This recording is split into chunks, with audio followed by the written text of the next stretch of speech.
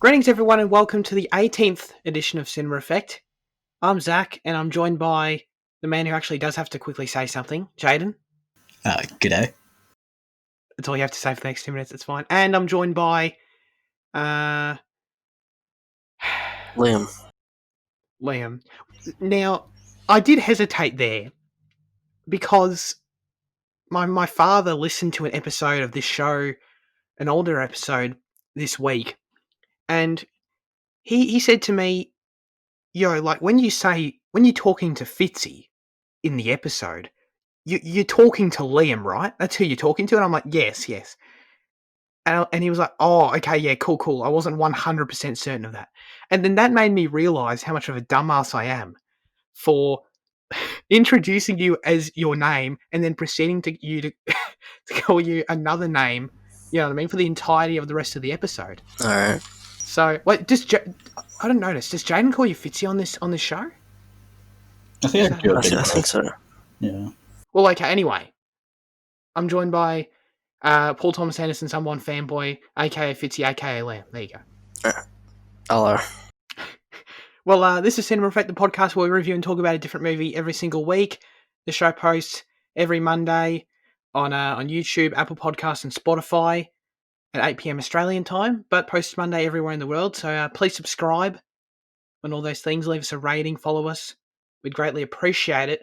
Remember to submit your questions, thoughts, reviews for next week's film. Read them at the end of the show every single week. But we've got a specific question prompt as always. And this week we're going to be asking y'all to leave your answer to this in the comments. And that is, what's your favourite sports movie of all time? Sports movies, I feel like it's a pretty, specific genre of films. We like sports. Some of us maybe, I don't know. We like movies. So what's your favourite sports movie? Let us know. We'll read them at the end of next week's show. This week, we're reviewing Da 5 Bloods, which is a brand new 2020 film. The streak continues for us doing 2020 films in a year that doing 2020 films is kind of semi-problematic, but we're nailing it, if I do say so myself. So yeah, I'll get into the data dump. Hopefully it won't take too long. The film didn't open. It debuted on Netflix, because this is indeed the first Spike Lee collaboration with Netflix. On the 12th of June this year, 2020. The film was directed by Spike Lee. It was written by Danny Bilson, Paul DeMeo, Kevin Wilmot, and Spike Lee. There's a bit of trivia about how the film was written and how the screenplay kind of evolved over time, which I'll get into later, but a lot of names there.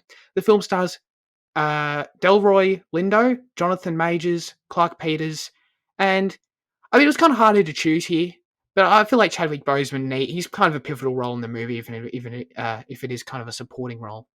So I say his name there. We've got no information on the film's budget. Yay, Netflix. And thus, it made, no box office money. So the genre is a war drama. The film has a runtime of 2 hours and 34 minutes. And the synopsis is 4 African-American vets battle the forces of man and nature when they return to Vietnam seeking the remains of their fallen squad leader and the gold fortune he helped them hide. Cool beans. How do we feel about Da 5 Bloods? I didn't know anything about the movie at all before watching it.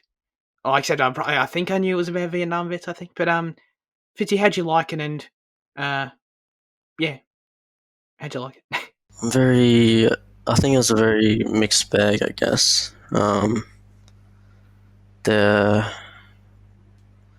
think my main problem with it is that it's messy in more ways than one, and some of that can be attributed to like intention, with these characters going through like this kind of PTSD, but I don't know, it's a bit messy, but it still has kind of a lot of emotion and truth in it. So yeah, there's a lot I disliked and a lot I liked about it, I guess. What about you? Yeah, okay. I'll go second. Wow, I don't think I've ever gone second. That's crazy. I thought the movie was kind of. I thought it was fine. I thought it was okay. I've got issues with it. I thought it was kind of boring a lot of the time. But overall, I definitely appreciate elements of it. Spike Lee's very distinct visual and editing style is very present, and I appreciate that always. Um, but yeah, no, I don't think it did a lot for me. I think it's kind of a forgettable affair, and I don't really see myself, looking back on it too far into the future. But how about you, Janie? Yeah, I'm feeling kind of conflicted about it because I'm definitely like on the higher end at the moment. Just thinking about it like in a in a film sense of did I enjoy it? Was the acting good? Was the editing well? Was it well shot, directed, written, whatever? But there's some concepts in there that I really don't enjoy, and I'm waiting up at the moment. How much does that affect my enjoyment of the film? Right, okay. And do you mean that in regards to um, I mean, be very specific with what you mean, but is it stuff that you just disagree with? Is it stuff that you feel is kind of fundamentally misunderstanding events or anything of that nature? Well, I think my biggest problem for the film is they don't do enough to condemn the war. I mean, they call it the American War, which is fair enough, but they do little else than that. And in a film that's meant to be criticizing the Vietnam War, they still choose to vilify the Vietnamese people. And I think that's just a massive mistake and a really stupid decision.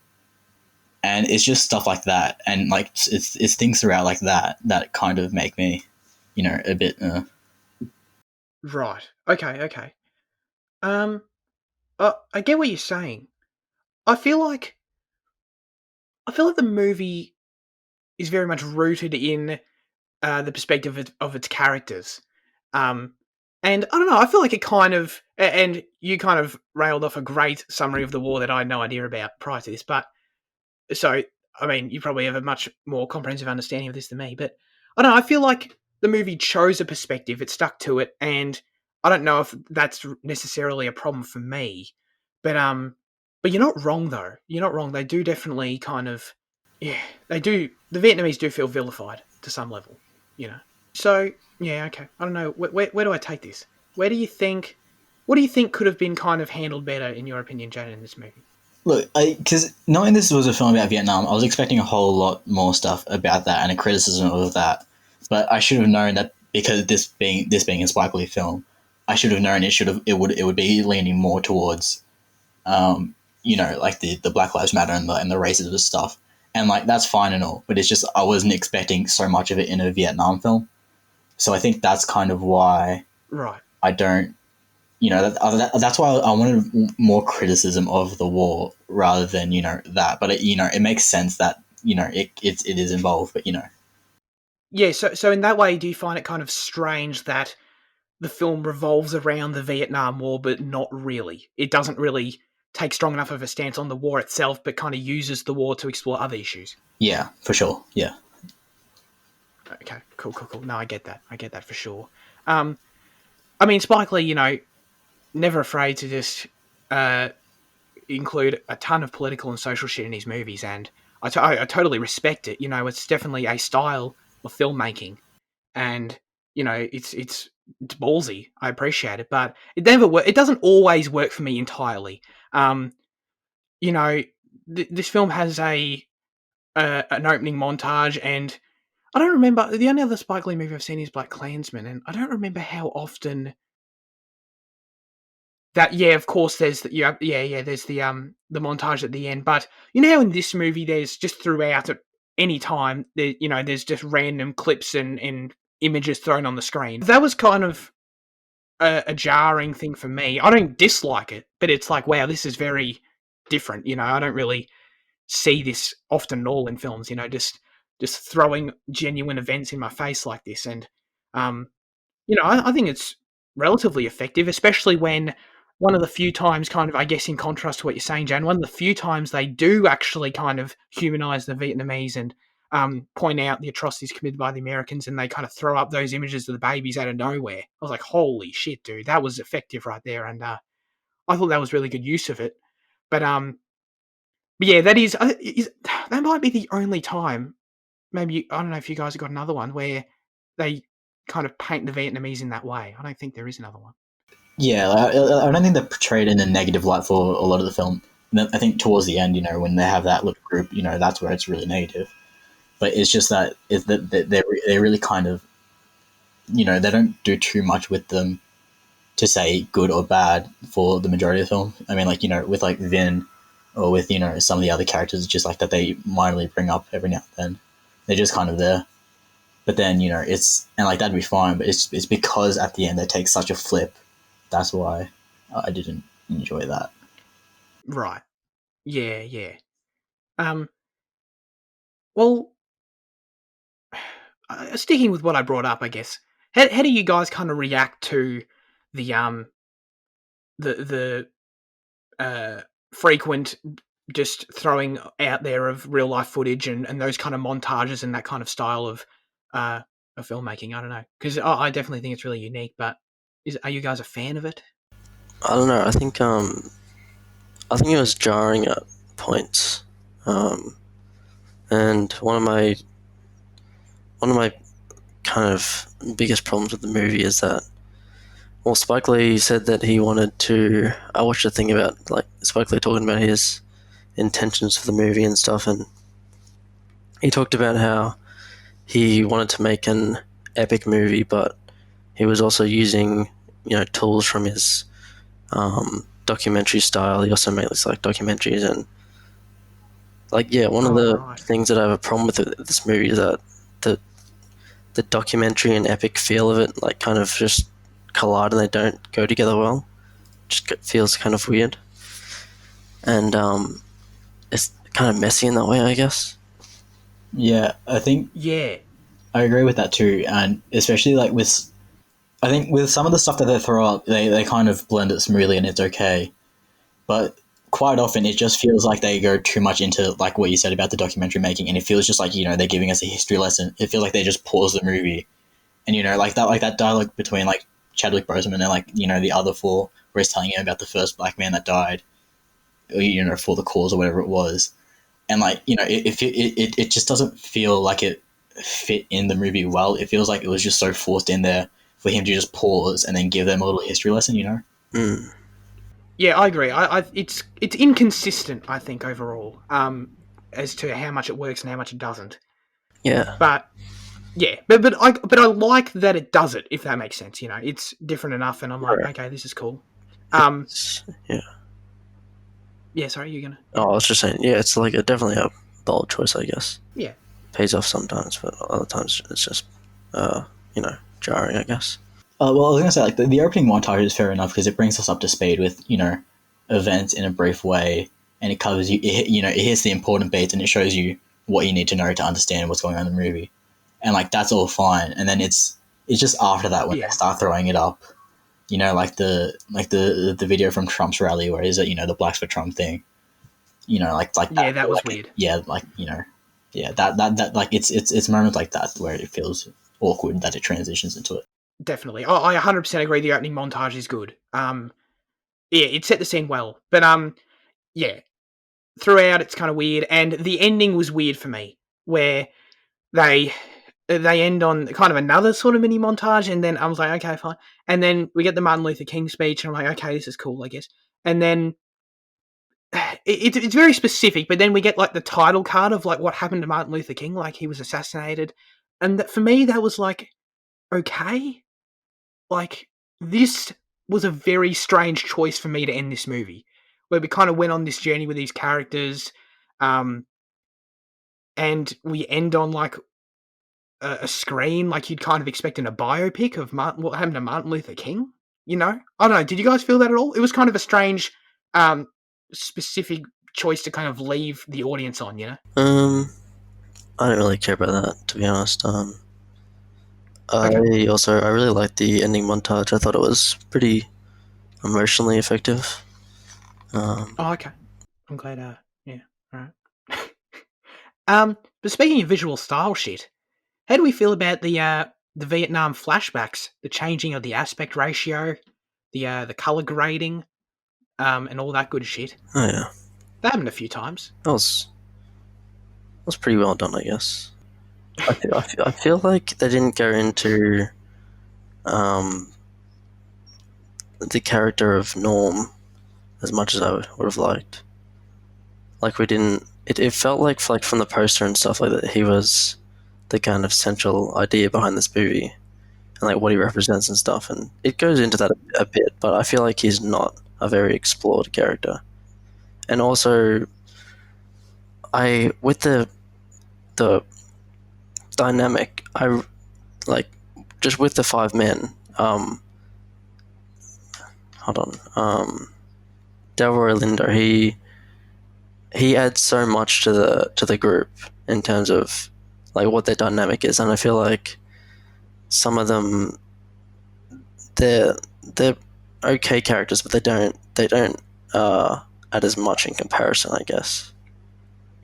Are you talking about Paul? Is that who you're Yeah, talking yeah, about? Paul. Oh, yeah, 100%. I'm with you 100%. Yeah. The other characters, um, yeah, they're kind of whatever to me. Paul's definitely the most interesting character. Yeah, but the movie it does a weird thing where Paul feels like the protagonist, sort of, because he's by far the most interesting. He actually kind of has a growth in the movie, whereas the other characters just kind of have their personal situations that are revealed to us. His journey in his arc is like it's like a sine graph. It just goes up and down. Where you look at him more favorably as he gets close to his son, but then he just dips straight back down when he betrays them all.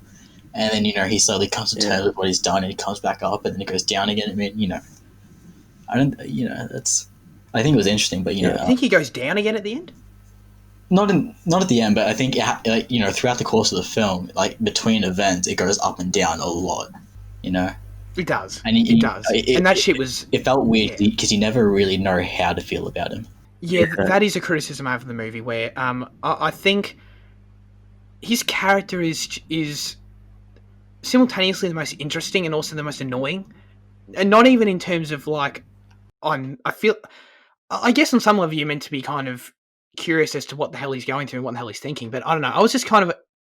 I found it really jarring, his character switches. They kind of came out of nowhere for me, where literally one of the main turning points in the film is when they kind of run into the landmines after finding the gold, and what's his face, Eddie, gets blown up, and then his Paul's son David is like standing on the landmine, and they have to rescue him, and they do this thing to rescue him or whatever, and then Paul embraces him, and I was like, oh wow, that was like really emotional. Paul was really emotionally charged right there to save his son, and he's clearly very passionate about it. But then literally 2 minutes later, he's like, if you don't do this, I'm going to disown you. I was like, what? That was strange for me.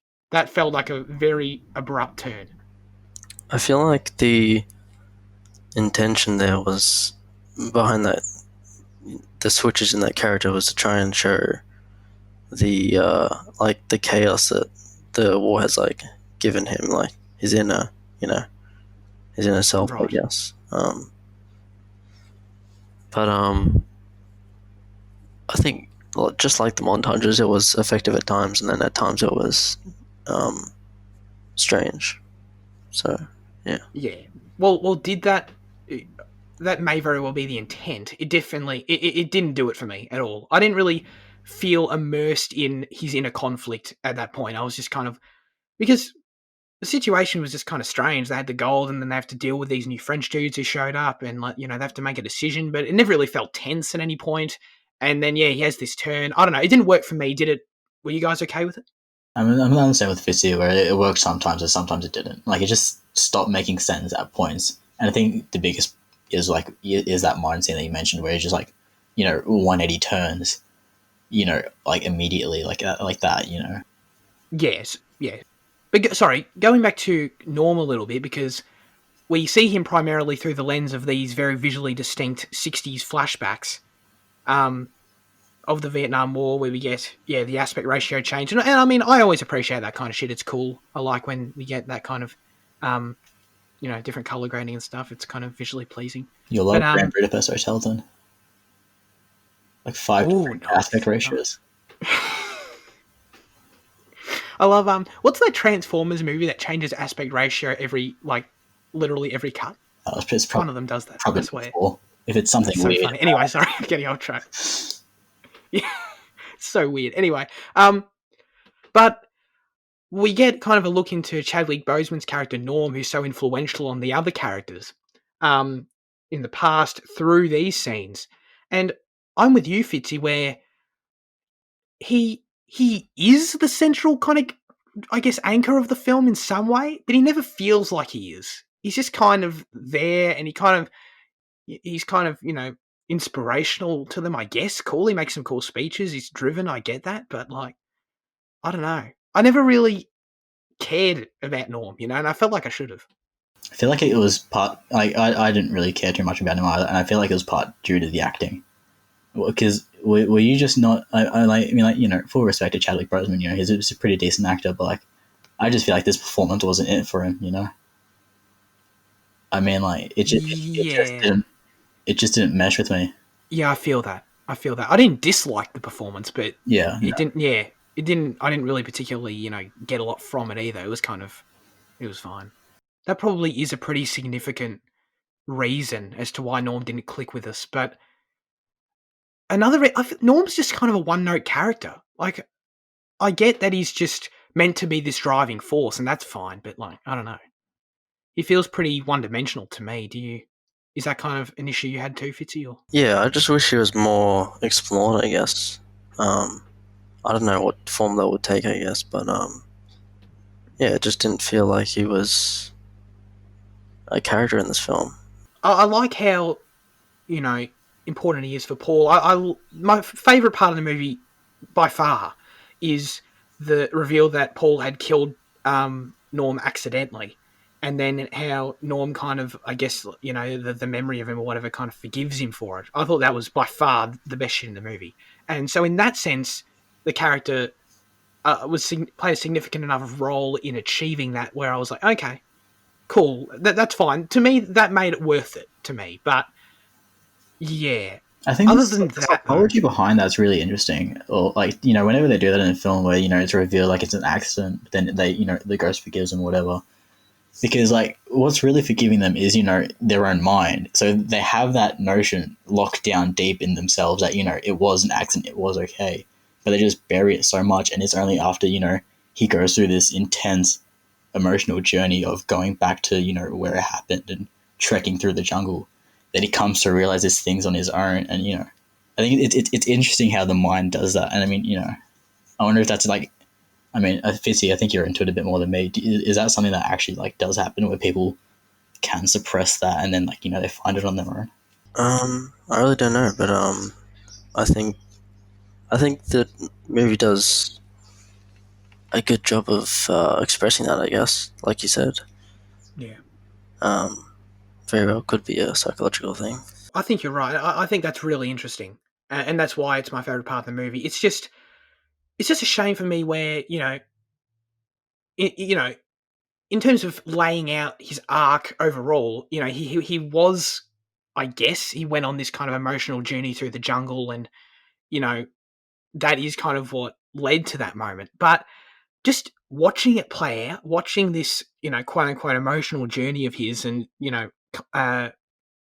the things he went through, none of it it never felt like that big of a deal to me. Like, we have the jarring character turn was very disruptive to it, and but really, like, okay, he saves his son, that was cool. We get the weird character turn, and then the only thing else that really happens to them is that they get in a kind of a shootout with these Vietnamese people. Which, I mean, no one wants to be in a shootout, obviously, but it didn't really feel that grandiose. It didn't really feel like, holy shit, dude, Paul's been through some crazy shit. It just kind of felt like, okay, like, you trekked through the woods for a little bit and then had to shoot like 3 Vietnamese people. I don't know. Am I making sense? I just feel like it didn't land because none of it felt, that crazy of a circumstance for the character to kind of go through, especially when he is a war vet, I did enjoy the movie kind of as a bit of a learning experience for me as well. And I guess in that way, Spike's kind of focus on the black perspective of the war was effective because, just really, not really speaking to the technical side of the film, but just literally what's being said, the dialogue, and what's being delivered to the audience, like some statistics. Like, I wrote down here the fact that 11% of the US population was black at the time, and 32% of US troops in Vietnam were black. I was like, oh, wow. You know, there were a few moments like that in the movie for me that were just reeling off shit like that where I was like, oh, wow, that's crazy. I didn't know that, you know. And I guess in that way, like, I appreciate the movie for kind of providing me with a bit of education, you know. Yeah, I think it's cool as well, but it goes back to that thing I said before where, like, sometimes they don't do it well enough and it just feels like they're just, a teacher at the front of the classroom telling the students what they need to know, I think that's just that statistic occasion is another time where it just feels like they put it on pause.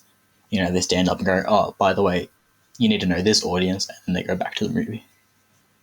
Definitely. Yeah. Like, it's good You're right. to know That side of it. Integrated well. 100%. That side of the movie, it doesn't service the film, but I just liked it. You know what I mean? Yeah, for sure. Because I just, like, appreciated the education in no matter what form it took. I really liked the soundtrack, but I didn't like the score. No, I didn't like the score. kind of- No.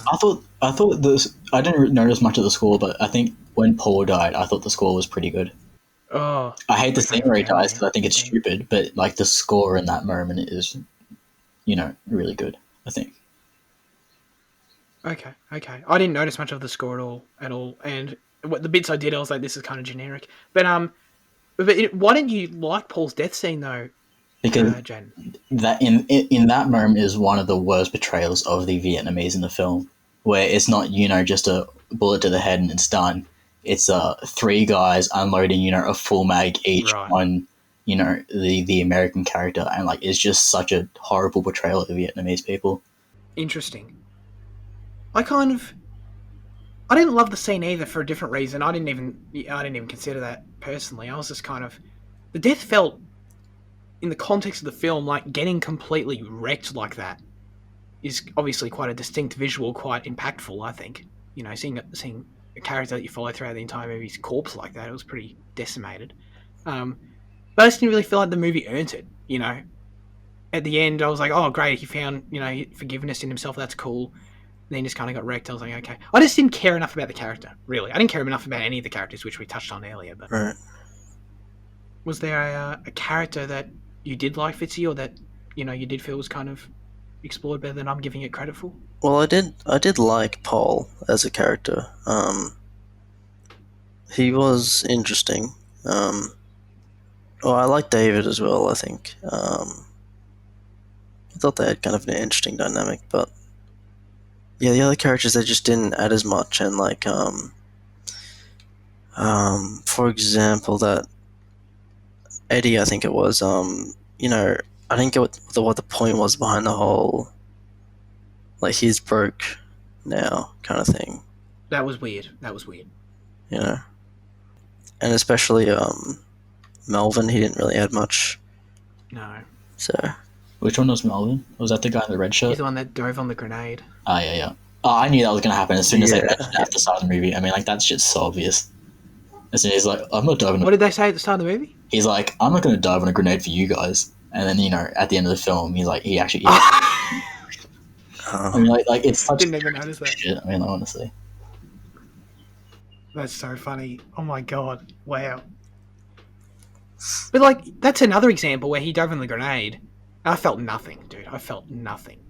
I'm sorry. I don't know if I'm cold-hearted, but I just did not care. And I felt like I should have. I spent bloody 2.5 hours with these people. yeah, I think Yeah. that's kind I of can't true. I wait didn't. for the Vin Netflix series spin-off. Of course. He's No shit. just doing. Vin was probably my favourite character. Yeah, Oh, I yeah. think it was the most balanced character in the film. Definitely. Kind of a voice of reason. Tells them not to go alone, Mm. I was like, yeah, man, I'll listen to Vin. Oh, yeah. I think David's my favorite character, but I think Vin's like a close second. Yeah. David's okay. I didn't dislike him. Yeah, I don't know. I think his journey is pretty interesting as well, just in terms of his relationship with his father, and That's true. because I kind of feel like I'm not sure if it was just me looking at it like that, but it feels like David's meant to kind of be like a new norm, isn't it? Because I mean, like, because I think Oh. because it's not really, but at the same hold on, let me think of how to word this. I think his dad was looking for him to be Norm type of situation, and I think the film wants us to feel that in the fact that in the flashbacks they're old and Norm's young, and in the current day they're old and his son's young, and I feel like it kind of just it connects to each other. Huh. And I don't think it's like meant to be super a super big deal, but I think it's meant to kind of be there.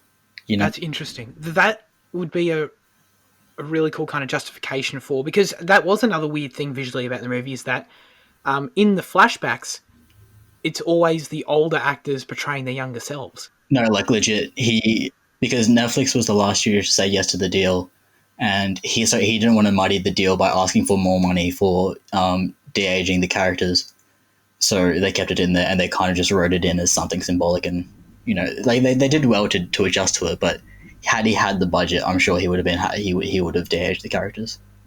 But I think it makes sense that they. Oh, that's weird. That's weird, because there is that one photograph where they are CG de-aged, isn't there? Yeah. Oh, yeah. Huh. See, I would have thought you'd just hire different actors. Yeah, and that's what Like, I why thought not? too. Actually, I took a screenshot of an interview with Spike Lee as well, because he said they were thinking about that, but he doesn't want to do it because he can't think of any. He thinks that films that do that aren't, they're not good films. He can't think of a good example, despite the fact that not Liam Neeson, who am I talking about? That Robert De Niro won an Oscar for his performance as a young Marlon Brando in The Godfather 2, didn't he? Oh, yeah. Young Yeah. Vito. So I mean, like, I feel like That's a crazy take. that's a weak justification as well. It's because he didn't have enough money and they just needed another way. And I think they did end up with the best solution. To be honest, I do like I liked it. Yeah. how it is, but had he had the money, he would have gone with the CGI de-aging. That's interesting. Okay. Well, IMDb trivia has also got something to contribute to this.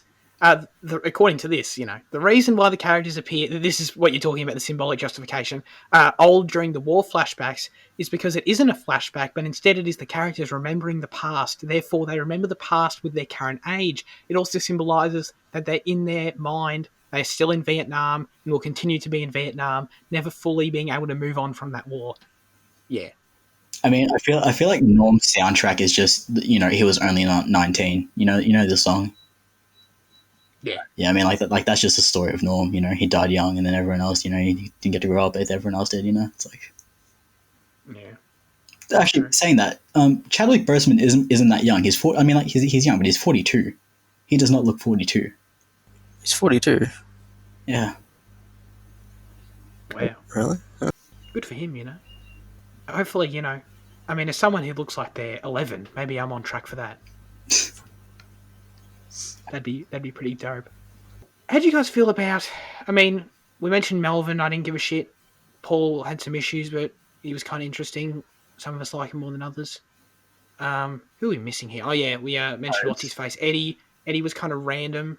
How he said he wasn't reached, and I was like, okay, that's interesting. And then he dies. I was like, okay, is that just like a thing where we're meant to feel like there's more than meets the eye to people? Which fair enough. Well, But then yeah, he still wanted to donate the money despite him being broke.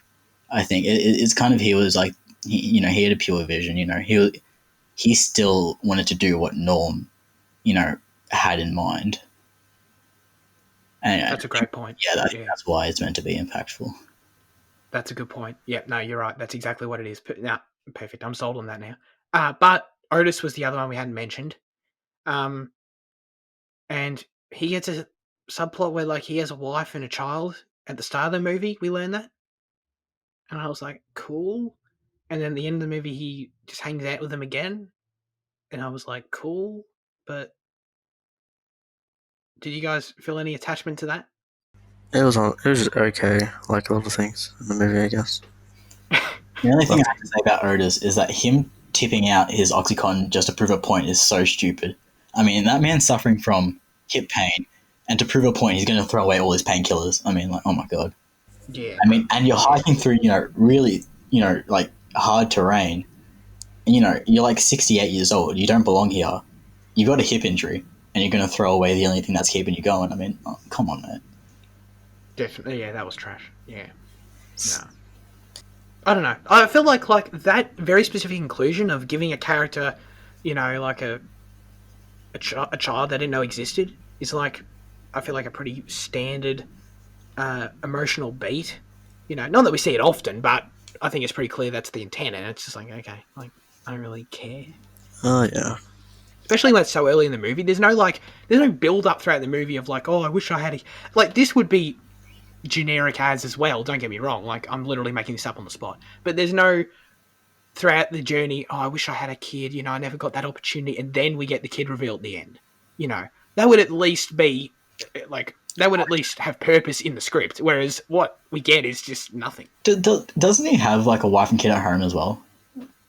Does he? I thought he I did. don't know. I think so. Yeah. Oh, okay. But well, that wouldn't work then. Yeah. I mean, I guess you could just remove them. That's not hard. But yeah. I'll give you this trivia about the writers I was going to give you. The film was originally titled The Last Tour, and it was written by Danny Bilson and Paul DeMeo. It was about 4 aging white vets who were heading back to Vietnam. Oliver Stone was attached to direct at one point, but moved on. Producer Lloyd Levin read in an interview that Lee's favourite film is The Treasure of Sierra Madre. Have you heard of this, Jane? I don't know what this is. Yeah, I've seen it.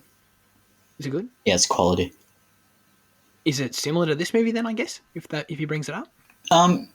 Yeah, because I mean, like, The Treasure of Sierra Madre is about this group of miners who go to this random hill and they find a bunch of gold, and then they don't trust each other, and right, they think the other one's gonna take it away at night, and then at the end some like cowboys also come up and they're trying to take it, but then they all band together and they kill the cowboys or whatever. I can't recall too much, but like like story wise, it is pretty similar. Gotcha. Okay. And final question: did I get the pronunciation right? Sierra Madre, whatever. I mean, I think it's in like the south of America, somewhere. Yeah. So, I mean, like, it definitely have like a Hispanic influence on the name, but like, I'm sure the Americans just say it however it is. Any pronunciation points I get are a bonus. Yeah, but it's interesting that you brought that up because like when you were watching it, did you not think it was similar to the Netflix film? What was the one last year with Ben Affleck, like Triple Frontier or whatever it was? Yeah. It's similar. It's pretty similar to that, isn't it? I mean, like similar setting. They all take money. They slowly get killed off one by one, and then they give the money to one guy because he needed it more, whatever. Yeah. I mean, like it's.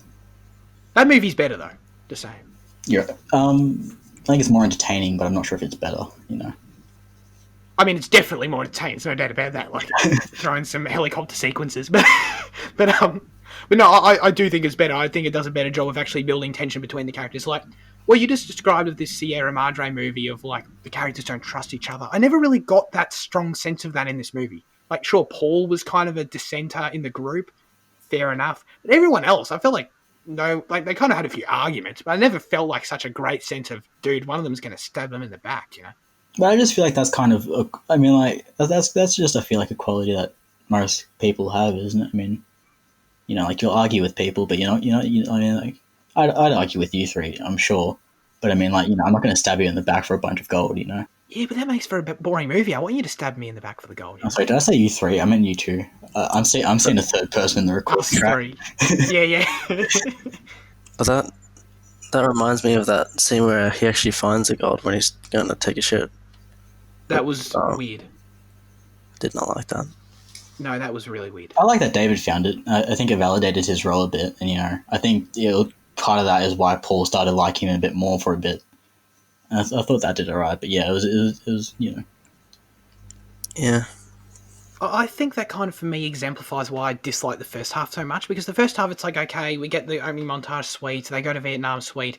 We get a lot of time with them, which presumably the intent is for me to care, and I never do, so I guess that's kind of a fail, maybe, but maybe it's just me, who knows. But, yeah, so the first half, that we're kind of going on this expedition to find the gold, and it never feels like an expedition. It feels like they're just hiking in the woods, like we would just head out to the Yu-Yangs, It didn't even seem that treacherous.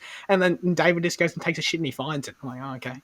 So, like, when's the tension coming, Do you reckon we should go down to the Yu-Yangs tomorrow and, we'll go take random shits places and see if we can find gold? 100%, yeah. Every 100 meters, I need to take a shit. We'll alternate, who needs to shit. Yeah, exactly. We're bound to find it eventually. I'm sorry, I wasn't even done with... I was literally mid-sentence with this trivia bit. My apologies. Sorry. No, that was my fault. I asked 50 questions. Where the hell was I?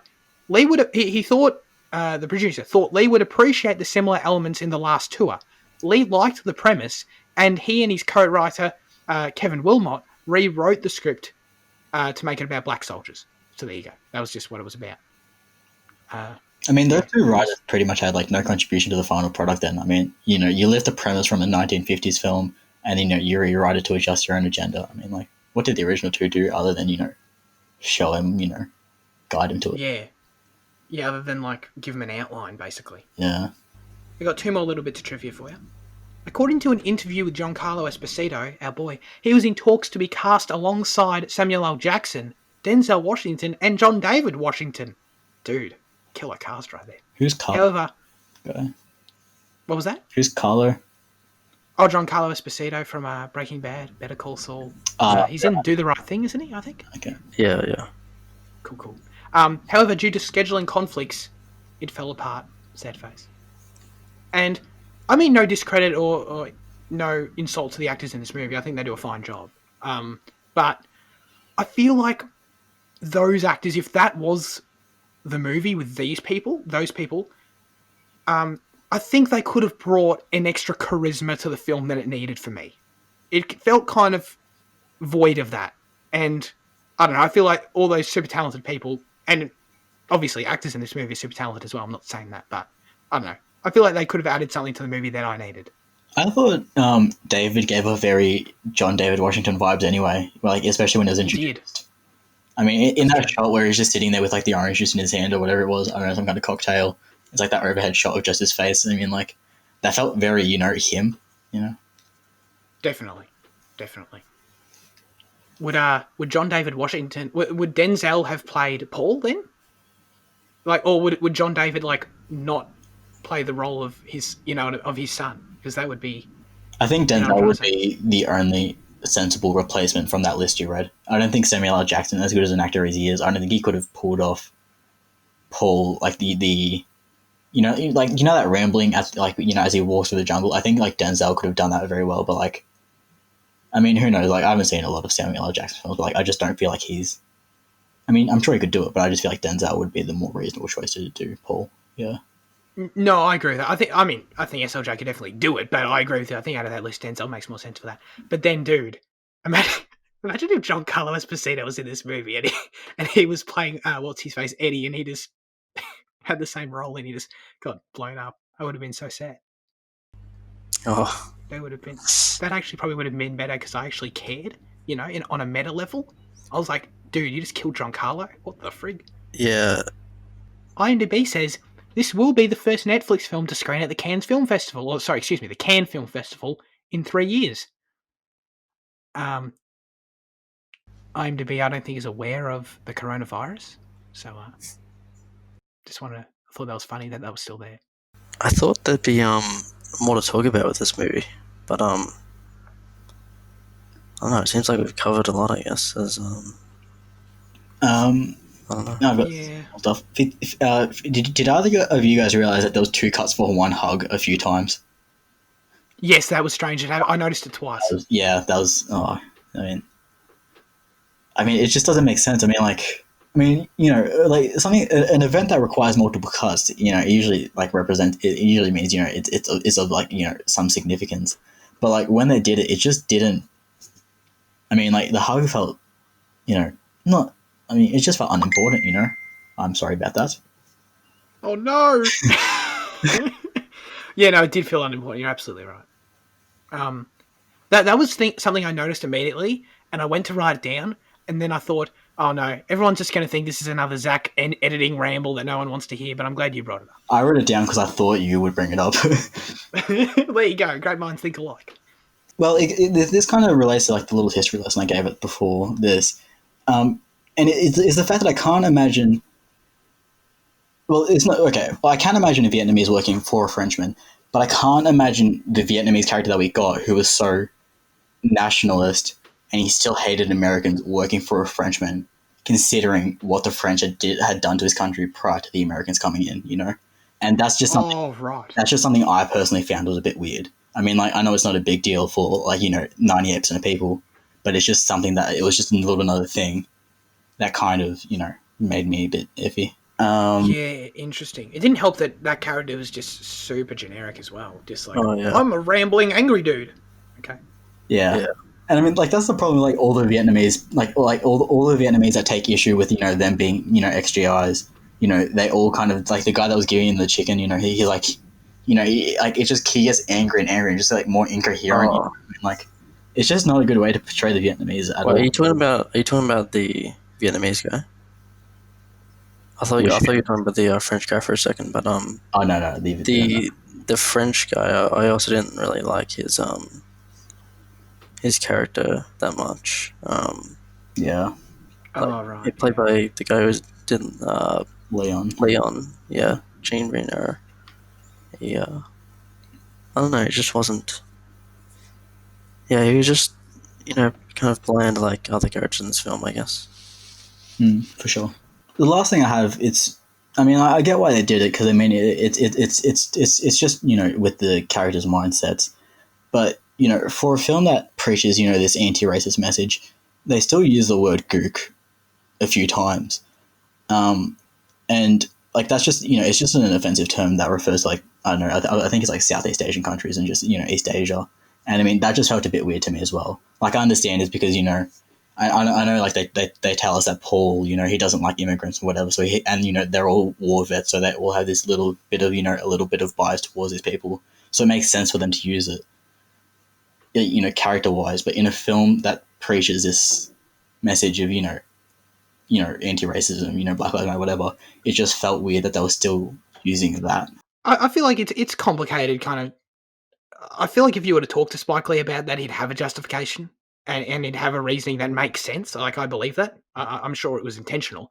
It's just this weird fine line where when you're tackling these issues, it's kind of hard for the audience to read, like, yeah, this feels weird and I don't know about that. It's kind of, yeah. Yeah, Because, like, I don't think Spike Lee wrote that in there and just forgot, It's like, oh Oh, shit, yeah, I didn't no, realize I was being racist. like no, yeah, it's 100% intentional, like like character wise, but like Yeah. yeah. Have you guys got anything else? I'm kind of done. I don't know. I feel like we kind of touched everything that I wanted to anyway, but are you missing anything, Fitzy? I thought the film was uh, emotional at times, emotionally effective at times. Did you? Yeah, like the forgiveness scene and the Okay. montage scene where they're like giving their money to charities and communities and stuff. I actually didn't like that Uh, ending montage too much. oh really? It felt too like stylistically it was nice the way it was shot and the way it all unfolded, but like it felt really generic to put at the end of the movie. Like Yeah. I would have liked a more creative way to kind of like show what they were doing. Oh yeah. Yeah. Like seeing, okay, well, Eddie got his wish. He did donate the money to the good charity. I was like, okay, like cool. Like I appreciate that, but yeah, I agree with you, Jane. I think there was emotional at other points just sprinkled throughout, and I think it kind of it's truthful in the sense that this kind of the Vietnamese War haunts these people, and especially Paul, and kind of the war continues in their minds and stuff, and I like those aspects of it. Um, but yeah, Yeah. obviously we've talked about the bunch of problems this movie has. So I guess we're done. Terrific. Jane, an out of 10. I don't know. I was hoping I'd kind of settle on a score by the end of this discussion, but I still feel a bit conflicted. Because I just don't know. Yeah, I don't know. 7, I'd say. Okay. Because I think it is really good, but like with the with the problems I did mention about just in terms of like history and like like stuff that just doesn't make sense quite like that, and what characters like character motives and like what they did with characters. Yeah, I don't know. 7. Yeah, I feel like it's 7. I'll give it a 5. I think I'm dead in the middle. I think um, this entire discussion, I think, did service to my opinion fully. Where I highlighted all the things I appreciate about the movie, and a lot of the things that just kind of fall flat and are dull and are kind of boring about the movie. Um, the movie, I didn't even really mention that it's definitely overly long in my opinion. Mm. It's fine when the runtime is dedicated to really getting you invested in the characters in that lead up, and I respect that. But the movie never does that for me. Where I feel like I'm just wasting time. So, but yeah, equal amount of things I think I like and dislike about it, so I'm giving it a 5. How about you, Fitzy? 6. Yeah, just very mixed qualities, I guess. Yeah, we've covered it all, I guess. I think we didn't really mention Lamb. Oh yeah. How do you guys feel about their involvement? I mean, as soon as like they were introduced as like an anti-mine, like like a like a demining, like de-landmine, whatever the hell. I knew one of the characters was going to step on a landmine. It's a thing where for me, like the female French chick who leads them, she had some weird character moments for me too, where she seemed kind of into David at first, and then David captures her, and then she's like, "Dude, I hate your guts," and I'm like, "Yo, fair enough, totally justified." And then the next day, she's like actually kind of into him again. That was weird. Yeah, I hate the way she plays. Like the generic nurse character. The nursing the wounded soldier type of stereotype thing. I mean, I'm not one who is typically bothered by conveniences in the plot, where this just happens for no reason. Like, I typically don't care that much, but I think it was the way in which the scene established how out of nowhere the mines came for the characters, and then also literally 30 seconds later, the land people show up. Oh, what a coincidence! We're the people that help people with mines, and you just ran into mines. It's not something that bothers me a great deal. It's not something that would knock points down or anything, but I noticed. I think them rocking up there would be just because, like, I mean, partly it's convenience because they had to be really close to show up there so fast, but they would have heard the blast for quite a distance, so like, they would have. Oh, that is true. That is They true. would have rocked up it, eventually. That's a good point. Sorry, Fitzy, you go now. Oh, I was gonna say I thought that her acting at times wasn't the best. Like, in the scene where David is talking about how his mother died, she smiles for a second, and I'm like, wait. It's just the French, man. Their emotions are screwed up. She thought it was hilarious. Right. But yeah, I don't know. I think the inclusion of them was it was fun, I guess. I don't know. I like how we continue the discussion after we've given our scores. Yeah. We've done that for a few weeks. Why not? Yeah. It's fine. It's fine. All right. Well, yeah, the 5 lots. Okay, cool. We'll move on. News chat. What do we got? Ennio Morricone passed away. That shit sucks. You guys got anything to say? Say it with a bit more passion. Yeah. You want me to sound like? What do you mean by passion? Like enthusiastic? No, just a bit more heart. I mean, you're so monotonal. I mean, and your Morricone passed away. I mean, say it with some sadness. I mean, a dude died. It's kind of trash. Yeah. I feel like I did justice to it, to be honest. I don't think you did. You can give it a go. You can do it. I would never cast you in my film if that was the audition you put in. I mean, True. Fair. And I mean, for this entire show, everything I say, I am acting entirely. So I get what you mean. I did fall flat there. That performance. yeah. I mean, you're on track for an Oscar, but that just ruined your chances, mate. Or it could be a Revenant situation where, for some reason, that's actually what wins me the Oscar. How dare you? I got ya. So yeah. Yeah, that's very sad. He was a legendary, composer. Over 400 credits. Yeah. That's crazy. That's very impressive. Wasn't there a situation where the Academy gave him an Oscar just because they thought he was never going to be able to win an Oscar? Like, they gave him like an honorary, like, oh, you deserve an Oscar for everything you've done, but you're way too old to win an Oscar. And then he actually won an Oscar for Hateful Eight after that? I think that happened. Don't quote me. I'm not expert. But I've heard that story, and that's hilarious. Like, good for him. Just kicking ass. He's got so many great themes, great soundtracks. Though, like The Thing. We covered. The Dollars trilogy. All the soundtracks there. Wow. Yep. Yeah, cheers for that, Vinny. I couldn't tell if that was Spotify playing in your mouth. I just needed to do it to make sure we all knew exactly what the theme was, because it's definitely not iconic enough. And The Hateful Eight, and so many great scores. So I'm looking forward to re-listening to the Hateful Eight score and paying more attention to it, because I liked it the first time, but I didn't really have context, like real life context. I mean. right. All right, next up, Disney. Oh, I'm such an asshole. Disney Tron 3, maybe? Question mark. Jan, you said you weren't so sure about your sources for this story when you brought it up. I did some Googling, and your sources are actually pretty decent. Oh, A Disney music executive pointed out that the script had been worked on for about 5 years now. Apparently, the rumors of Jared Leto being cast in the film started in 2017, apparently. I had no idea, but that happened. And it was a Disney music executive who recently did make comments suggesting, yes, that script was in development and it could happen. His words were it could happen. So, cool.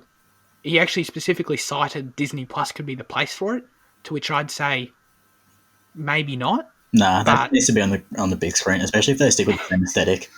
I mean, like aesthetically, Tron is such a amazing film. Like for that, you know.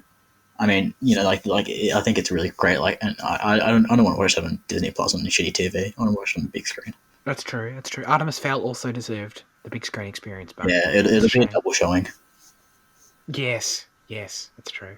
I know you're obviously a big fan of Daft Punk's music for Tron Legacy, Jane, but in regards to just Tron as a franchise, as the story of this series, Oh no, are you invested in it? I do really like it.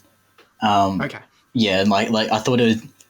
The first time I watched it was when it first released, and I thought when I rewatched, I thought it'd be a case of it was just when I was young, but it is a film that I still like. Yeah, it's tropey as all hell, and it hits a fair few stereotypes, and you can tell what's going to happen.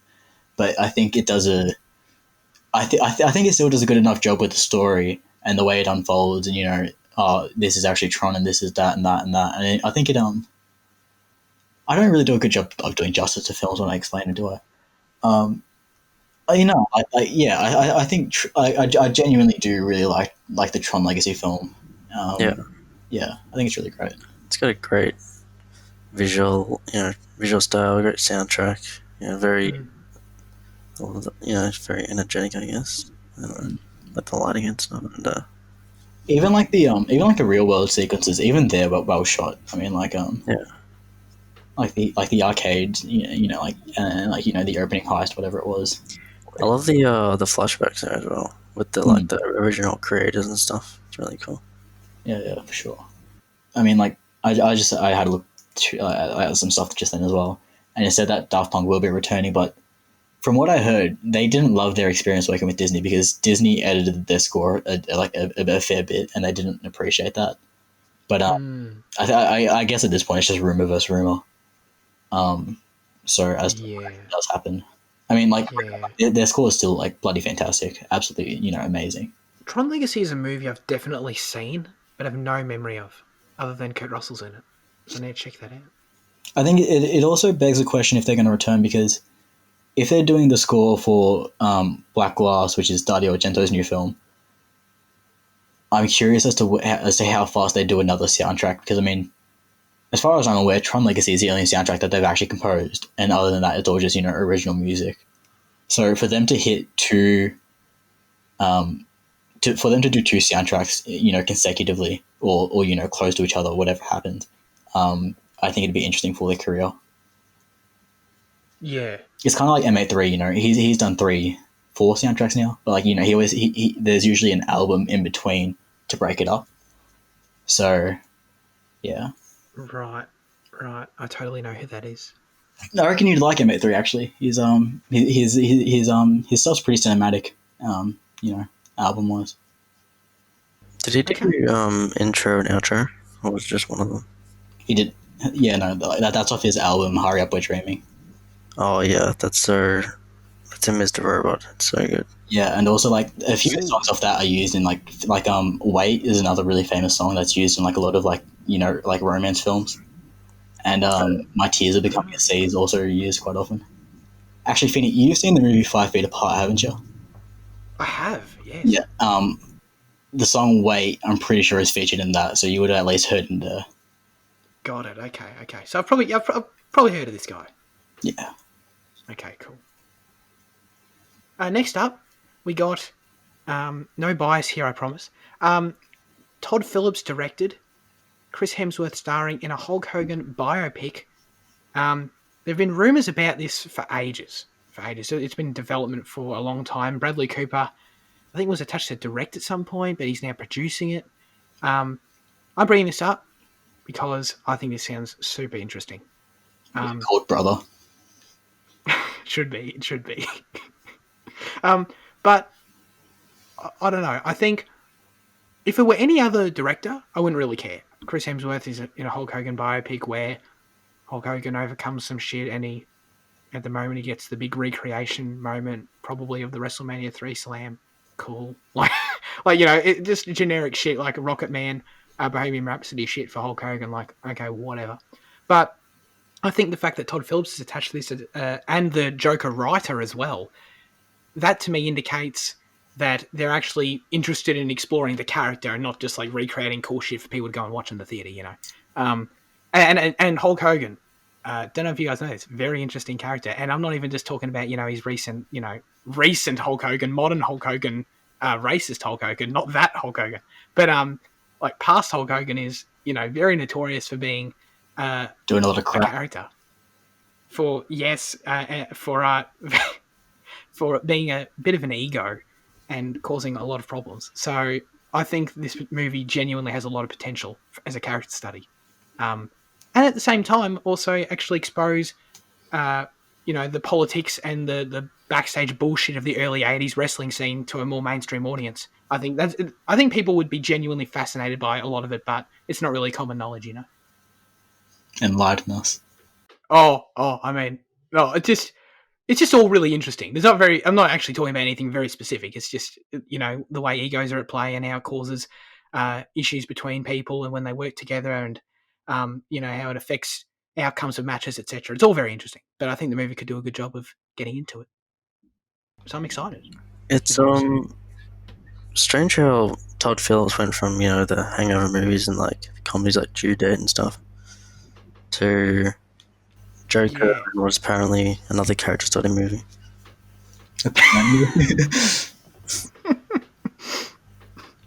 Yeah, Hulk Hogan's gonna complain about society in this film, isn't he? Yeah. Am I right? What do we got? The Batman HBO Max series set in the Matt Reeves Batverse, which I've just named. Do we know anything else about this, Fitzy? You brought it up. I don't know. Is there anything else to say? Don't think so. Okay. It's just set in a new Gotham. That could be cool. Yeah. I presume it would center on other characters and not Robert Pattinson. He ain't got time for this. Wait, did you say it was set in Gotham or set near Gotham? Because I know fans have been wanting a Nightwing series for a long time now, and I could see Matt Reeves doing something like that and focusing on Bloodhaven a bit more instead of Gotham and What is Bloodhaven? Is that the Geelong? Yeah, pretty much. Melbourne. Yeah, just across the bay. That's hilarious. I was actually going to make a joke. Are they going to set it in Gotham's version of Geelong? And apparently there actually is one. So there you go. Yeah, I'll bring it up. Finally, Mad Max Furiosa spin-off prequel. Furiosa, of course, the protagonist, I guess. Yes, protagonist of Mad Max Fury Road. Charlize Theron is not going to be in this movie, though. And she'll be recast for a younger actress. Jane, my question to you is, what? Why? How? Why not? Touche. But that's such a weird choice. It's not like Charlize Theron is really old looking. Oh shit, we need to recast her. What? No, but I think that just tells us that they're gonna go a fair bit into the past. I think most people were expecting a story where she's still part of Immortan Joe's, little group, whatever it is, and she's still a driver. But if they're casting a younger actress, I think it'll probably take place, prior to her joining that, maybe prior to her even losing her arm. So I mean, I don't know. I mean, casting a young actress makes sense, I reckon. Is Mad Max the original Mad Maxes? Are they connected? Are they in the same timeline as Fury Road, or is Fury Road its own thing? Jaden, I don't know. Help us. Yeah, actually, because I've only seen the first match. I haven't seen number 2 in Thunderdome or whatever it is. Okay. So, I mean, like number 1 was shot back here in Lara, and like the landscape was still like what it is now. It's still normal. So like, if it is in the same universe, a lot of shit must have happened in that time between 1 and 4. Yeah. You didn't just say it was shot in Lara, did you? Yeah. You shitting me? Nah. Wow. How did I not know that? That's crazy. Yeah. I think. Huh. Yeah, I think the first Mad Max is pre-apocalypse. I think it's the brink of an apocalypse. So I think it might make sense for it to occur in the same universe. It might be the same. It's is it like in Fury Road? Is it like is it acknowledged within the universe that they're in Australia, or are they just in some random post-apocalyptic place? There's nothing that specifically points out that it is Australia. Right. Okay. All right. What have we been watching? Jaden, start us. Let me quickly bring up my thing. 50 Stardust. Wow. Fitzy, are you there? Are you alive? Oh, 1 sec. Are you okay? I've got No, it. you bring it. Okay. I was about to dive in, but no, you're good. Oh no, go ahead. We made it. No, we survived. No. You managed to recover. It's fine. You really go first. I mean, No. I actually go first a fair bit, to be honest. Do you? All right. I just don't pay I attention. feel like I do. No, you go. All right. Start off the week with The Signal. Stars Olivia Cook, Brenton Thwaites, and Bo Knapp, and it's about some college kids on a road trip, and they're tracking a signal from a mysterious hacker. And when they find the signal, some crazy shit happens. Pretty decent. It's just that the film has too many ideas going on for it to really commit to one solid path. There's a lot of chicanery, and it kind of whips the audience back and forth too much for it to really be good, because like there's a lot of good concepts, but because it just turns so fast, it's hard to grasp onto them. But yeah, that's still a 7 out of 10 I gave. A Nightmare on Elm Street 3, Dream Warriors, way better than number 2. Number 2 is so disrespectful to the source material. I mean, the directors and the writers have come out and said they didn't even like the original. They just, they created the second one, with not wanting to pay homage or respect at all to the original. And number 3 does a good job of, it reintroduces Nancy, I think the character's name was, and it's much more similar, and it tonally and like whatever to the first one, and it's pretty good. Gave that a 7 as well. Gave a lot of 7s this week. I watched Tetsuo the Iron Man, which is, I mean, like that's just like a montage of just heck. I don't even know how to describe A montage of heck. I mean, like that's insane. Like it's just insane. Gave that a 7 as well. I don't really know what more to say about it. I watched 7 Days in Hell, which is I think it was a HBO little special that starred Andy Samberg and Kit Harington, and it was just about a fictional tennis match that lasted 7 days. That was really funny. It was only like 40 minutes, but that's all you really need for the material that it was based on. I mean, that's all you need for the material, rather. Right. Pretty good. That's awesome. I love the premise of doing something that this thing only needs 40 minutes. Let's who gives a shit? Let's do it for 40 minutes as opposed to trying to make it feature length. Yeah, yeah. I mean, look, That sounds awesome. they just want to go in there, tell a few jokes, be pretty crude, and then just hop out, and like they do their job. Yeah. I watched The Love Witch, which is it's an ode to like the 1960s exploitation horror films, but this time it's through like a feminist lens. It was a lot better than what I was expecting. I was just going into it, looking for some pretty colors and some nice cinematography, but like it actually tells like a good story and like with a good metaphor and shit like that. Gave that a 7 as well. I watched The Woman in Black 2. That was pretty hard. The first One in Black was a horror film I've seen. I watched rather, because it stars Daniel Radcliffe. So I mean, like, it was pretty much like Harry Potter, but like part 9. but number 2 is just shit. Transformers: Dark of the Moon I rewatched, and I've brought up Transformers before on the show. I'll always stand by the series. I know it's not good, but I bloody love it. I think number 3 is like the perfect go-to action movie because I mean, like, it's grand, it's epic, and it's still early enough in the series that it's not too tired, and like it's still good enough, you know. Sure. Yeah, I think Shia LaBeouf does a pretty good job carrying the movie, you know, and I mean, it's just more of the same robot battles, and that's all I really want from it. Sure. Fair enough. And then I watched Relic, which is a new Aussie horror film I'm starring. so glad you watched this because it's been haunting me on the stand home screen. It's starring Bella Heathcote and Emily Mortimer. I was surprised to see that it's produced by Jake Gyllenhaal and like the Russo brothers. Oh, interesting. Yeah, I couldn't believe that. Yeah, that was really good.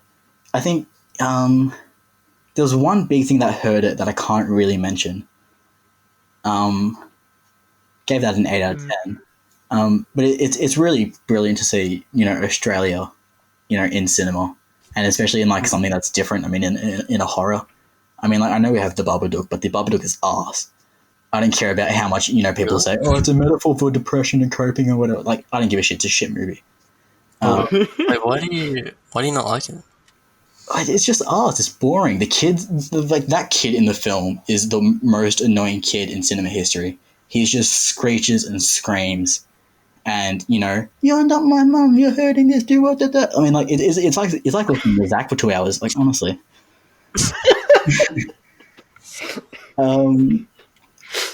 Yeah, I don't like the Babadook, but Relic is a very good little Aussie horror set up in Creswick, which is about an hour and a half from here, and Creswick, I don't know, one of those.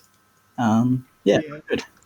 I've never heard of that movie, whatever, but that analogy was hilarious. The Babadook, it's pretty. Yeah, I've never heard of it. Yeah, because like it's an Aussie horror, which is rare enough, but then it broke through to the mainstream because Netflix accidentally added it to the LGBTQ category, and it became a bit of a meme. Wow.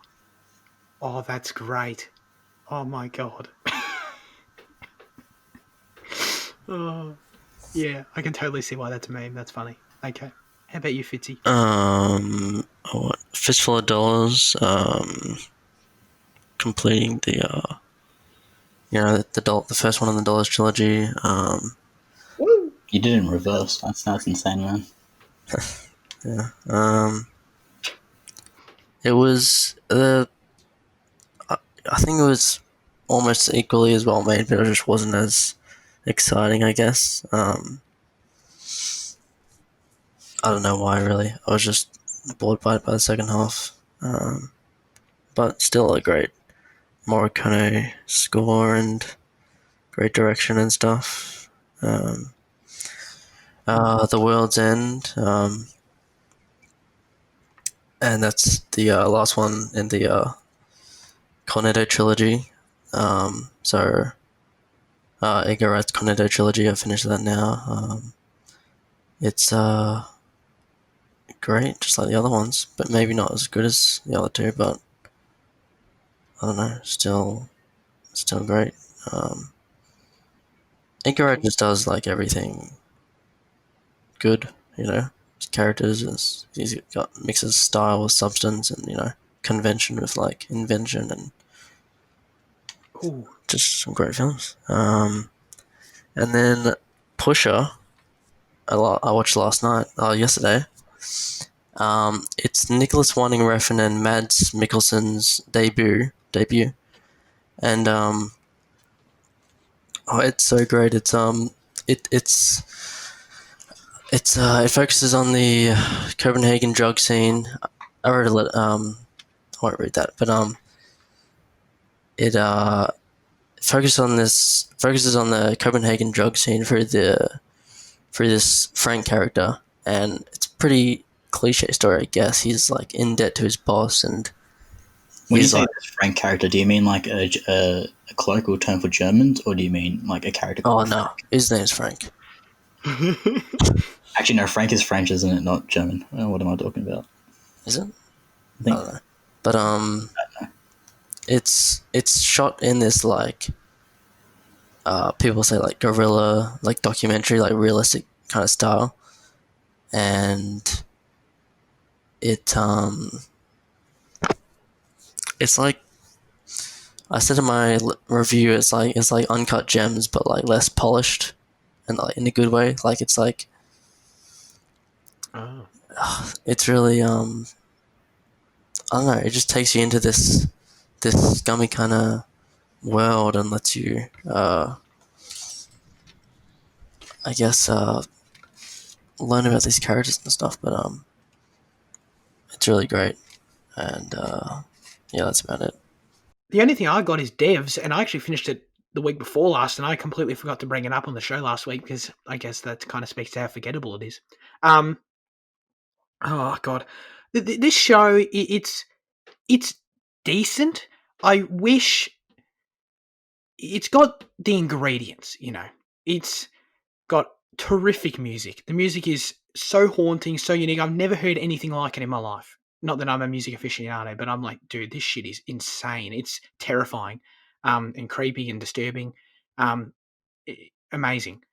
Great visuals, just tons of beautiful shots of San Francisco, and I'll take that any day. But and the story's interesting. It's very philosophical. I think it would be kind of up your alley, Fitzy, in that way. It brings up interesting discussions regarding determinism um and free will and simulation, etc.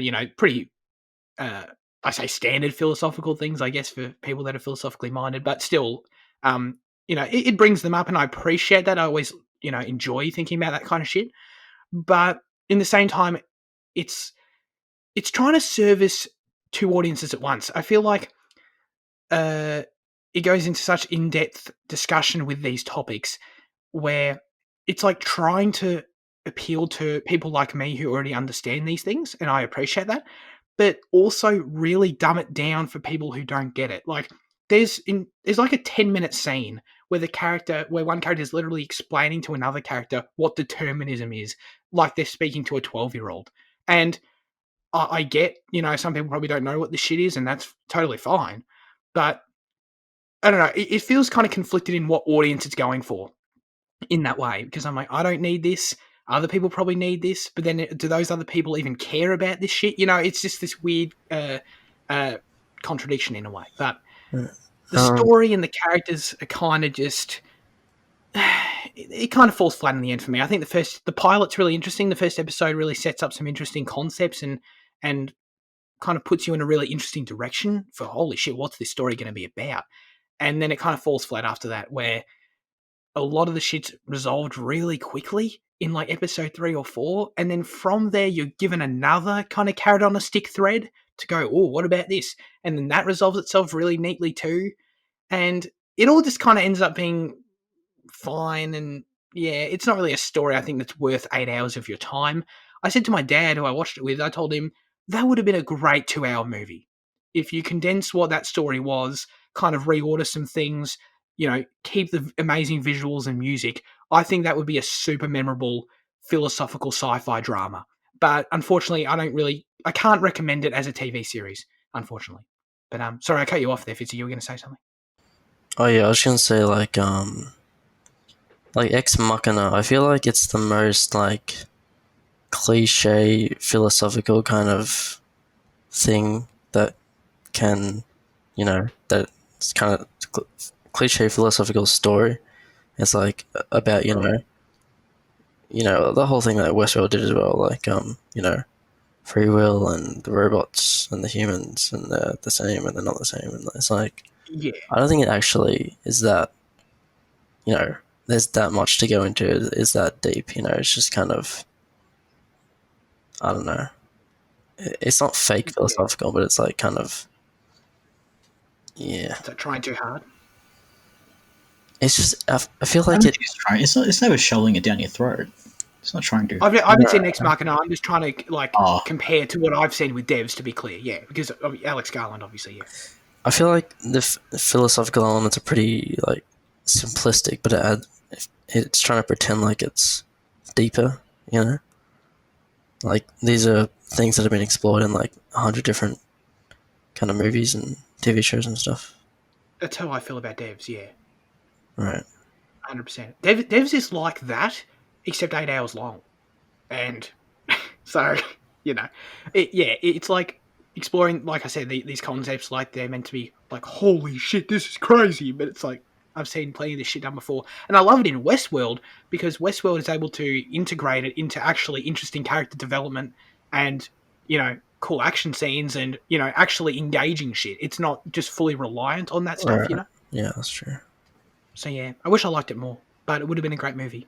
Let's get into our question of the show. Last week we asked you to write in the YouTube comments section and tell us what's a movie so bad that you had to turn it off. Which is a great question, and we got some great answers for it. I think this might be the highest turnout we've ever gotten at the end section of this show, which is great. We got 5 responses. Earth-shattering shit. Thank you very much. Let's do it. Michael said, Suicide Squad. Pure shit. Jared Leto is terrible. He should stick to his music, which isn't any better. Oh, thanks, Michael. I agree with you. Suicide Squad is pure shit. Lachlan wrote in and said, he says also because he wrote some other comment that, I couldn't finish watching the remake of Aladdin. It brought me physical pain. Lachlan, mate. Don't know what you watched, mate, but the remake of Aladdin was perfectly good. But anyway, I'm sorry. What? I disagree with you. Wow. I haven't even seen it, but like I just can't believe you disrespect Guy Ritchie like that. I know. It's decent. Like I didn't love it. I don't really love Aladdin anyway. I thought it was like perfectly serviceable. I was like, oh, that was good. Looks like I still can't get over that Guy Ritchie directed that movie though. It's just weird to me. Is it? Kinda. Like at the start when it comes up and you know a lot more about Guy Ritchie than me, but when it comes up like at the start, a Guy Ritchie film, it's just weird. Like I'm watching Aladdin. If you look at his career from like, Lock, Stock to Snatch to some other, gangster films to then Sherlock Holmes, I think if you look at it from Sherlock Holmes to Aladdin, it makes a lot more sense than looking at it from the start to Aladdin. That's fair, especially when you're like, King Arthur and shit as well. Yeah, that's true. Yeah. That's a really good point. Luke said, never finished watching Batman and Robin. I think the whole Mr. Freeze, Bane, and Poison Ivy thing was just yuck. That's a great adjective. Plus, the whole Batman credit card gag was just too off-putting. Do you guys have thoughts on Batman and Robin? I've seen it, can't really remember it though. No, neither. Batman and Robin was with George Clooney, right? Or is it? Yeah. Yeah. But that was the second George Clooney one, wasn't it? Or is there 2 George Clooney? I don't know. No, there's only one. He's the only one, yeah. Wait, so hold on. So with the 4 that were made in like the 80s and 90s, it was like what? Kilmer. Michael Keaton, Val Kilmer, George Clooney. Oh, Keaton's got 2. Okay, right. Yeah. Where am I up to? Henry wrote in and said, I don't think I've ever not been able to finish a movie because I thought it was bad. Well, that's impressive. That's impressive right there. Because I derive a sick... Oh, never mind. Because I derive a sick pleasure from watching such movies. However, this is now a call-out post to my family. Oh, shit. Here we go, guys. Who turned off The Nice Guys halfway through because they all thought it was awful. Suffice it to say, I was offended enough to write this entire paragraph. Henry, you've got good reason to be offended. I'm offended too. Wow. I mean, The Nice Guys is a great movie, man. Have you seen like when Russell Crowe and Ryan Gosling did like press on the Graham Norton for that show? No? No, it's really great because I mean like they have great chemistry between them, and it's just a really funny show because like of the other guests and like the way that like the way they talk about everything.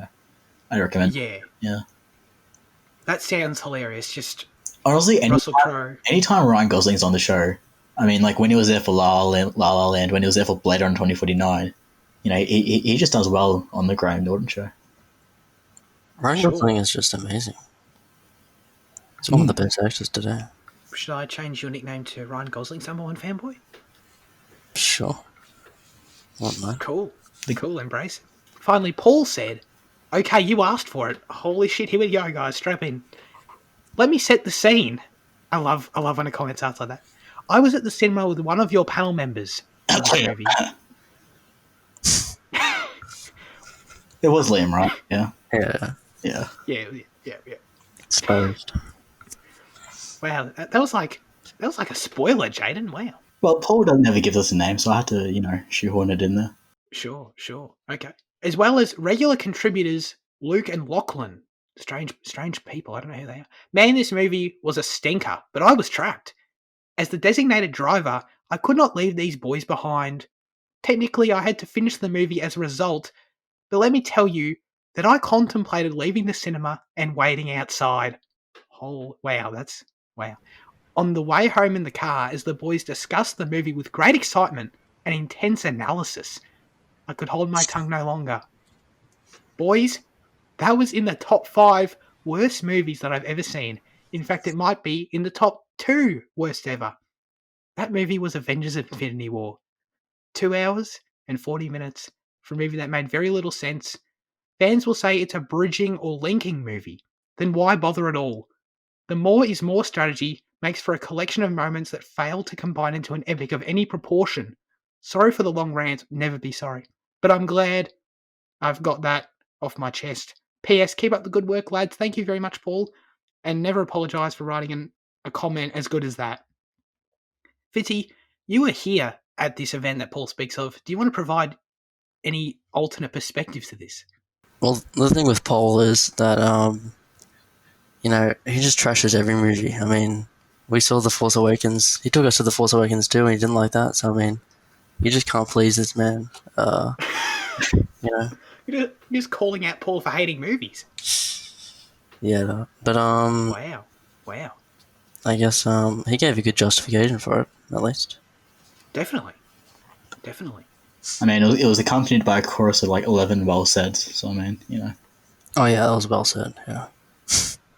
Well said. Well said. Indeed. I mean, I disagree with you, Paul. I love Infinity War. Not as good as Endgame, but I love Infinity War as well.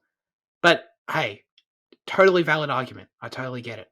I appreciate that that's your opinion, and I appreciate how well thought out it is. Totally justifiable. I just like the MCU, I just like the MCU. The MCU is like a TV show, It's like a TV show you go and see a new episode 3 times a year in theaters.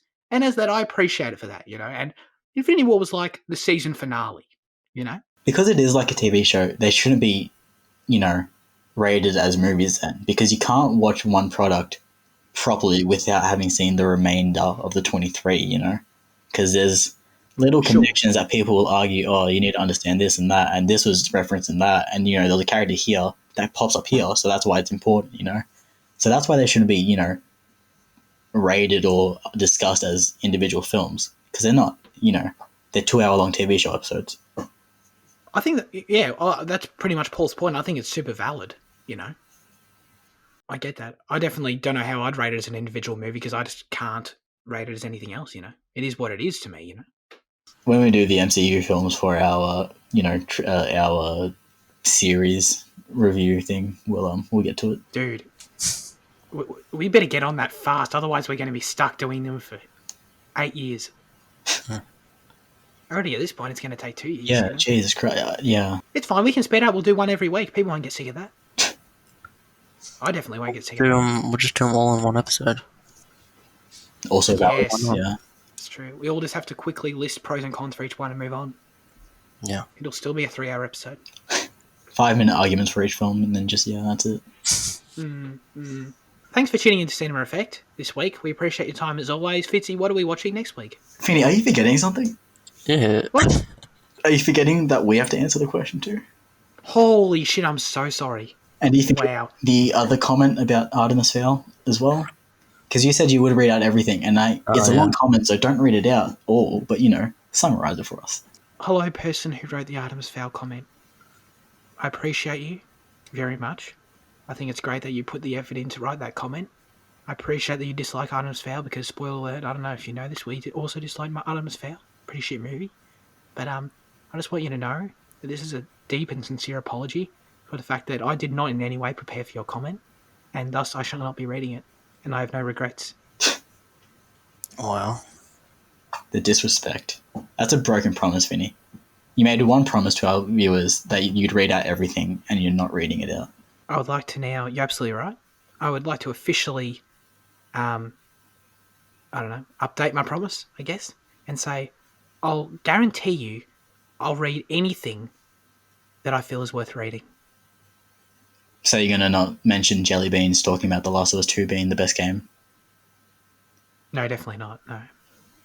I mean, you've brought it up now. That's pretty much that's all he said. So Don't worry, Jelly Beans, I've got you. thanks, Jelly Beans, whoever you are. Quick move on. My answer is Bad Boys. I turned it on only this year, actually. Turned it on.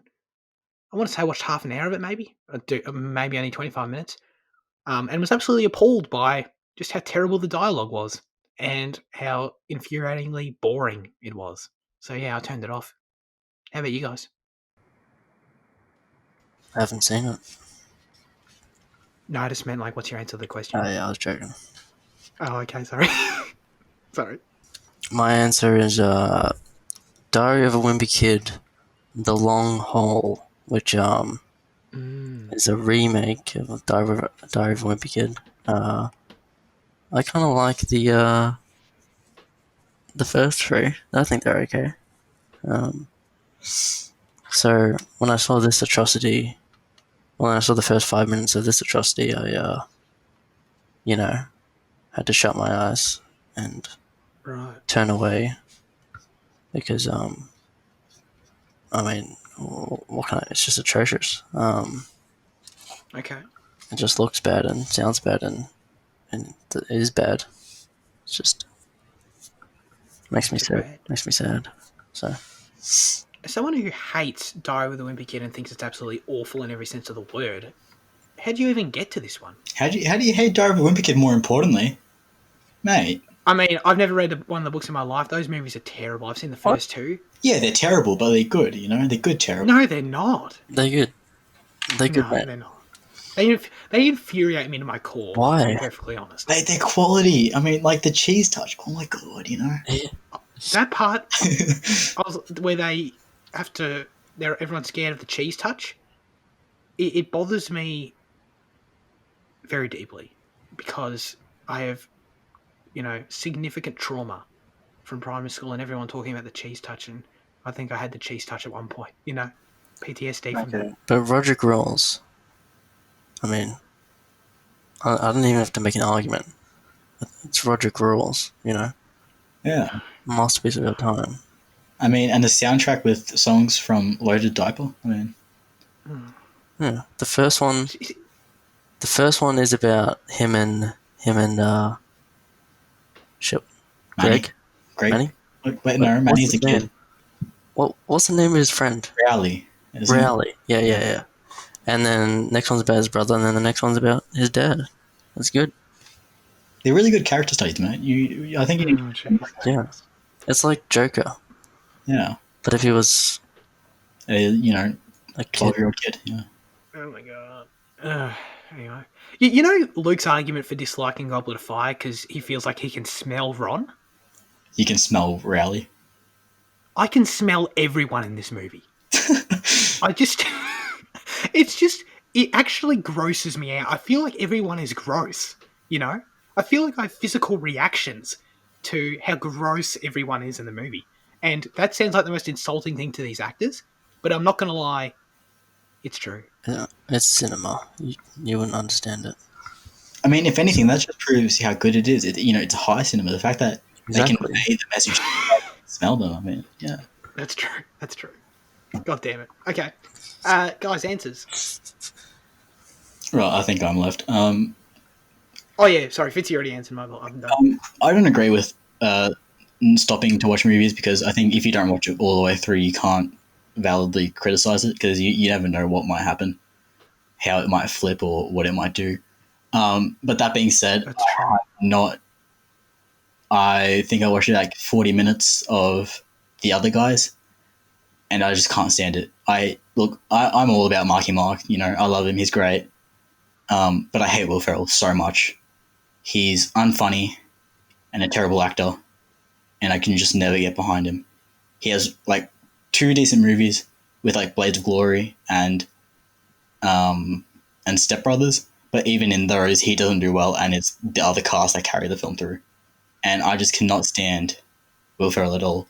And then plus like The Other Guys is such a boring film.